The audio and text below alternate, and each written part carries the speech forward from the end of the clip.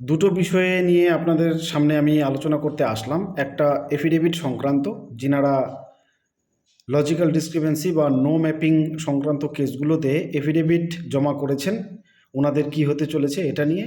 এবং দ্বিতীয়টা হচ্ছে ইআরও সাহেবের হাতে চূড়ান্ত তালিকা তৈরির ক্ষমতা আসার পর জনগণের লাভ হলো না লোকসান হলো, ইআরও সাহেব কতটা কাজ করতে পারবে সেটা নিয়ে। এছাড়াও আপনারা অনেকে প্রশ্ন করেছেন, তার কয়েকটা আমি নোট করেছি, সেগুলো একটু আলোচনা করব। প্রথমেই আসি এফিডেভিট নিয়ে। এফিডেভিট আমরা কখন করি? যখন কোনো একজন মানুষের দুটো, তিনটে, চারটে ডকুমেন্টসে কোনো ভুল থাকে, নামের বানানে হোক, পিতার নামে হোক, কিংবা অন্য কোনো তথ্যে ভুল আছে, আসলে ওই ব্যক্তি একজনই। এটা যখন ওই কাগজগুলো দিয়ে প্রমাণ করা যায় না, তখন আমরা একটা এফিডেভিট করি। এই এফিডেভিটটা কিছু কাজের, অনেকটা কাজের, কিন্তু এখানেই এফিডেভিট করেই সে first class judicial magistrate court হোক বা এক্সিকিউটিভ ম্যাজিস্ট্রেট কোর্ট হোক, যেটাই করি না কেন, এখানে কিন্তু প্রক্রিয়াটা সম্পূর্ণ হয় না। এফিডেভিট প্রক্রিয়াটা আরও লম্বা, সেটা আলোচনা করব। এবার বলি, যারা নো ম্যাপিংয়ের ক্ষেত্রে শুধুমাত্র এফিডেভিটটা জমা করেছেন এবং আদার্স কোনো স্ট্রং ডকুমেন্ট জমা করতে পারেননি, ওনাদের কেসগুলো কিন্তু দুর্বল এবং নাম থাকার সম্ভাবনা যথেষ্ট কম। এছাড়াও লজিক্যাল ডিসক্রিপেন্সির কারণে যিনারা শুধুমাত্র যে কোর্টেরই এফিডেভিট হোক, এফিডেভিটটা জমা করেছেন কিন্তু সাথে প্রামাণ্য কোনো শক্তিশালী নথি জমা করতে পারেননি, ওনাদের কেসগুলো কিন্তু দুর্বল এবং ওনাদের নাম থাকার সম্ভাবনাও কিন্তু কম, বিশেষ করে মেজর কেসগুলোতে। যেই অনুযায়ী স্ক্রুটিনি চলছে সেই অনুপাতে কথাগুলো আমি বলছি, মানে স্পেশাল চেকিংয়ের কথা বলছি, যেভাবে হচ্ছে তাতে করে।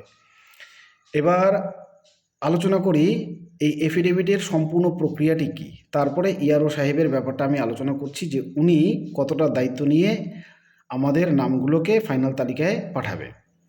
এফিডেভিটের সম্পূর্ণ প্রক্রিয়াটা হলো এরকম যে প্রথমে আপনার কোনো ডকুমেন্টসে যে কোনো একটা ভুল আছে, একটা নয় একাধিক ডকুমেন্টসে। এবার আপনি একই ব্যক্তি, আপনার হয়তো নাম ভুল আছে বা পিতার নাম ভুল আছে বা ডেট অফ বার্থ হয়তো মিসম্যাচ আছে। তো এটা আসলে যে একজন ব্যক্তির ক্ষেত্রেই এই জিনিসগুলো প্রযোজ্য, এটা প্রমাণ করার জন্য আমরা কোর্ট এফিডেভিট করি।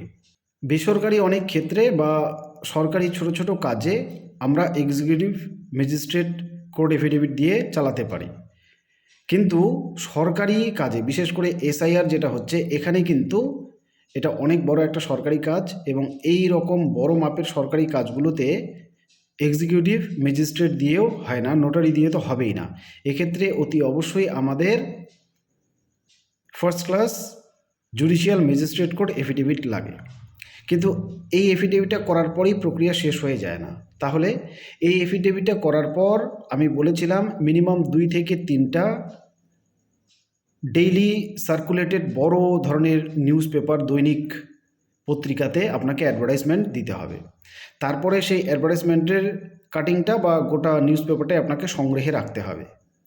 সংগ্রহ করে এখানেই প্রক্রিয়াটা শেষ হলো না, তারপরে এটাকে আপনাকে সেন্ড করতে হবে আমাদের দেশের যে পার্লামেন্ট রয়েছে সেখানে প্রেরণ করতে হবে। এই পার্লামেন্ট থেকে একটা গ্যাজেট প্রকাশিত হয়, এই গ্যাজেটে আপনার এই এফিডেভিটের ব্যাপারটা প্রকাশ পাবে, তারপরে সরকারি সমস্ত কাজে সেটা গ্রহণযোগ্য হবে, তার আগে কিন্তু নয়।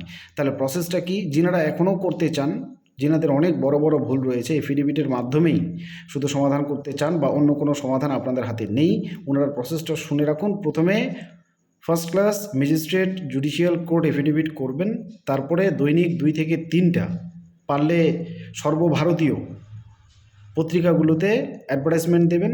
সেই অ্যাডভার্টাইজমেন্টের যে নিউজ পেপারটা বা পেপার কাটিংটা সেটা সংগ্রহে রাখবেন। তারপর সেটাকে আপনাকে প্রেরণ করতে হবে পার্লামেন্টে। এই পার্লামেন্ট থেকে যখন গ্যাজেটে আপনার এই ডিটেলসটা প্রকাশিত হবে, সেই গ্যাজেটটাও আপনি সংগ্রহে নেবেন। তারপরে এই গ্যাজেট দিয়ে আপনি সমস্ত কাজ করতে পারবেন এবং সমস্ত ডকুমেন্টস সংশোধন করতে পারবেন। এবার আমাকে অনেকেই প্রশ্ন করবে যে এইখানে আমরা ডকুমেন্টসগুলো পাঠাবো কী করে? এখানে যখন আপনি এফিডেভিটটা করার জন্য উকিলের সঙ্গে কথা বলছেন বা ম্যাজিস্ট্রেট কোর্টের যাচ্ছেন, ওখানেই এই বিষয়ে আলোচনা করে নেবেন যে এটা আমি পার্লামেন্টে কী করে পাঠাবো। তাহলেই ওনারা, যদি প্রসেসটা জানেন, আপনাদেরকে বলে দেবে, আর আমি খোঁজ নিয়ে পরবর্তীতে আপডেট আপনাদের দেব। এবার আসি ইআরওদের ব্যাপারে ইআরও অনেকেই আমাকে বলেছে যে তাহলে নো ম্যাপিং কেসগুলো তো ইআরও সাহেব ওকে করে দিতে পারে, বা অন্যান্য যেগুলো ছোটোখাটো ভুল রয়েছে সেগুলো তো ইআরও সাহেব ওকে করে দিতে পারে। ওকে করে দিতেই পারে। প্রথমে প্রসেসটা বুঝুন। আমি যদি সাধারণ ভোটার হই, আমার কাছে নোটিশ এলো, নোটিশ এবং আমার ডকুমেন্টস নিয়ে আমি গেলাম হিয়ারিংয়ে ডকুমেন্ট সাবমিট করার পর AERO ডকুমেন্ট আপলোড করলো, চলে গেল ধরে নিলাম ইআরওর কাছে। ইআরও ডকুমেন্ট সেন্ড করলো ডিইওর কাছে, গেল ডিইও ডকুমেন্ট চেক করে তারপরে প্রসেসটা ছিল মাইক্রো অবজারভার এবং রোল অবজারভার, কিন্তু অত মাইক্রো অবজারভারকে তুলে নেওয়া হলো। এরপরে কি হচ্ছে, ডিইও স্ক্রুটিনি করছে। স্ক্রুটিনিটা একবার ভালো করে বুঝুন। আপনি মনে করুন একটা জন্মের প্রমাণপত্র সাবমিট করেছেন, যদি ডিজিটাল করে থাকেন সঙ্গে সঙ্গে চেক করছে, সঙ্গে সঙ্গে চেক করে দেখছে যে এটা অরিজিনাল না ডুপ্লিকেট। যদি এটা আপনার ডিজিটাল না হয়, অনেক পুরনো হয়, সেক্ষেত্রেও সংশ্লিষ্ট দপ্তরে পেপারসগুলোকে প্রেরণ করা হচ্ছে খোঁজ নেওয়ার জন্য। সেই দপ্তর যদি ওকে করছে তারপরেই ওটাকে, ওই কেসটাকে ওকে করছে, যদি না করে তাহলে সেন্ড ব্যাক করছে ইআরওর কাছে। এবং সার্টিফিকেটগুলো প্রত্যেকটি দপ্তর যে দপ্তর যে সার্টিফিকেট দেয় সেই দপ্তরগুলো বর্তমান এই তথ্যগুলো সরবরাহ করছে। ওদের কাছে যে তথ্য চেয়ে পাঠানো হচ্ছে, বেশিরভাগ ডকুমেন্টস তো অনলাইনে চেক করা যায়, অনলাইনে চেক করে নিচ্ছে, যেগুলো যাচ্ছে না অফলাইনে ওগুলো ডিটেলস চেয়ে পাঠানো হচ্ছে। এইভাবেই স্ক্রুটিনিটা হচ্ছে, বেশ টাফ। অতএব ইআরও সাহেবের কাছে যখন ওটা আবার ব্যাক আসছে, ইআরও সাহেব আবার যখন ওটাকে রোল ব্যাক করবে, রোল ব্যাক করার পরেও যদি আপনি সঠিক তথ্য বা সঠিক কাগজ দিতে না পারেন, তাহলে কি হবে এটা আমি বলতে চাইছি না, বা বলাটা যথেষ্ট মুশকিল। আপনারা নিশ্চয়ই বুঝে গেছেন যে ঠিকঠাক কাগজ সরবরাহ করতে না পারলে নাম থাকা বেশ কষ্টকর হতে চলেছে। ইআরও সাহেব ওকে করে দিতেই পারেন, কোনো ব্যাপার না, কিন্তু আপনি যদি ইআরও হন, আপনি আমার বা যে কারো দায়িত্ব নেবেন? আমার যদি ছোটোখাটো একটা ভুলও থেকে থাকে, আপনি নিজের দায়িত্বে সেটাকে ওকে করবেন কি? করবেন না তো। এ কারণে এই পেপারসগুলো সরবরাহ করা আমাদের দায়িত্ব। লজিক্যাল ডিসক্রিপেন্সির যে মাইনর কেস, এগুলো তবুও মেনে নেওয়া যায়, এগুলো অনেকাংশে ঝামেলা কমবে। মেজর কেসগুলোতে ঠিকঠাক ডকুমেন্টস না দিলে কিন্তু ইআরও সাহেবেরও তেমন কিছু করার থাকবে না, বর্তমানে যেই হারে কড়াকড়ি করে স্ক্রুটিনিটা চলছে। এবার আসি দুই একটা প্রশ্নের ব্যাপারে। প্রশান্ত বাবু 149 কলকাতা ইস্ট থেকে আমার কাছে একটা রিকোয়েস্ট পাঠিয়েছে।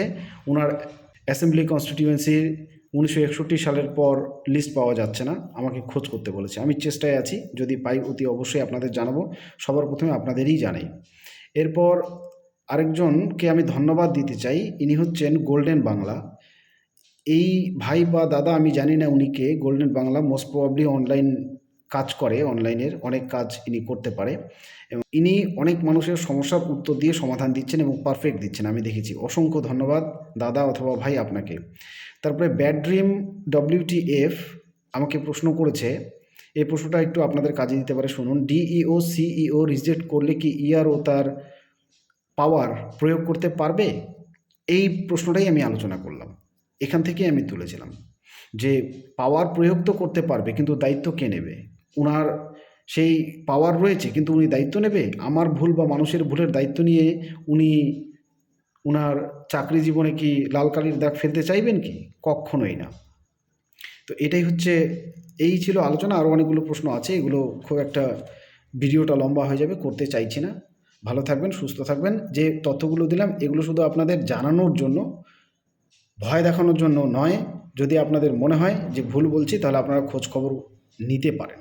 আমার তরফ থেকে যেটুকু আপনাদের বলার, যেটুকু জানানোর, সেটুকু আমি করছি। বাকিটা আপনারাও যথেষ্ট শিক্ষিত, সচেতন, আপনারাও যেখানে খুশি খোঁজ নিয়ে কিন্তু জানতেই পারেন। ধন্যবাদ।